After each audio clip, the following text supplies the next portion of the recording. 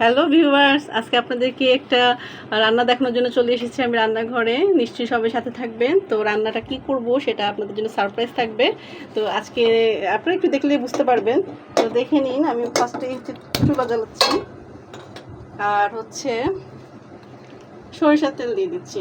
আর এটা একটু গরম হোক।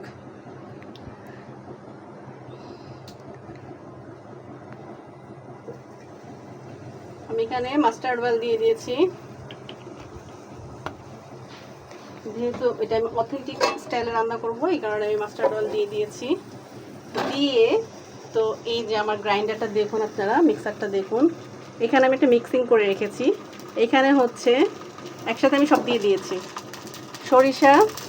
সরিষা, পেঁয়াজ, কাঁচামরিচ, হলুদ, লবণ আর একটুখানি লাল মরিচ দিয়ে একসাথে আমি ব্লেন্ড করে দিই যাতে সব একসাথে মিক্স হয়। এখন তেলটা গরম হয়ে গিয়েছে, তো আমি এই মিক্সিংটা সব দিয়ে দিয়েছি এখানে।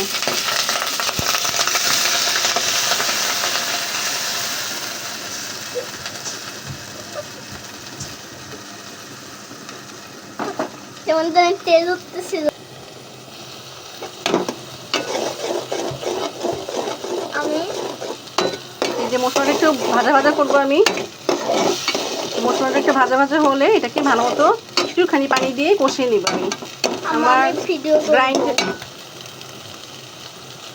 আমার গ্রাইন্ডারের মধ্যে যে পানি আছে সেই পানি দিয়ে আমি কষিয়ে নিব ভালো মতো। ভাজা ভাজা হলে ভালো হবে, ঘ্রাণটা ভালো মতো ছড়াবে।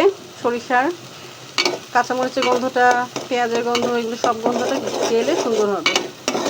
একসাথে আমি মিক্স করে সব দিয়েছি। শর্টকাট ওয়ে বলতে পারেন, ইজি ওয়ে, যাতে আপনার রান্নার সময় মশলা পুড়ে যাওয়ার সম্ভাবনা না থাকে। এই জন্যে তো ঝাঁজ আসছে, যেহেতু সরিষার তেল এবং সরিষার সব কিছু দিয়েছি আমি। এবং এই সরিষার তেলটা হচ্ছে অথেন্টিক সরিষার তেল। এটা আমি আমার মুস্কান হোমমেড বেবি ফুড পেজের মধ্যে এটা আমি রাখি। তো এই জন্যে আজকে সরিষা বাটা দিয়ে সরিষা ইলিশটা রান্না করবো। আমি নামটা বলিয়ে দিলাম, সরিষা ইলিশ হবে।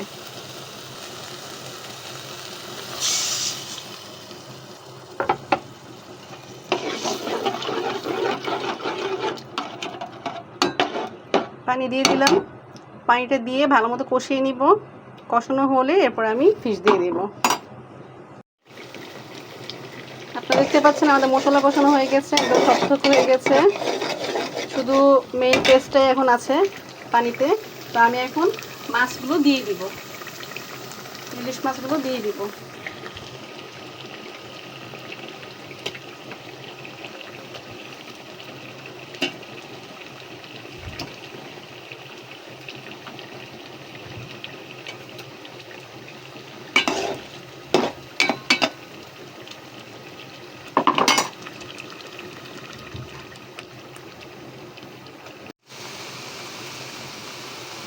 আপনারা দেখতে পাচ্ছেন যে মাছগুলো কষানো হচ্ছে।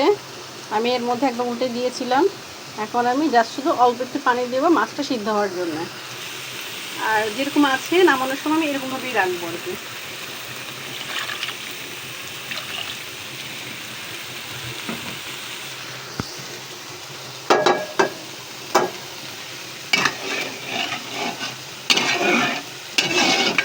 পনেরো 20 মিনিট পর ঢাকনা উঠিয়ে ঝোলটা কমে আসলে তখন আমরা মাছটা নামিয়ে ফেলবো। ইলিশ মাছ করতে বেশি সময় লাগে না, আর পানিও বেশি দেওয়া যাবে না, না হলে আবার মাছ বেশি সিদ্ধ হয়ে যাবে। এই যে আমি সার্ভিং ডিশে ঢেলেছি।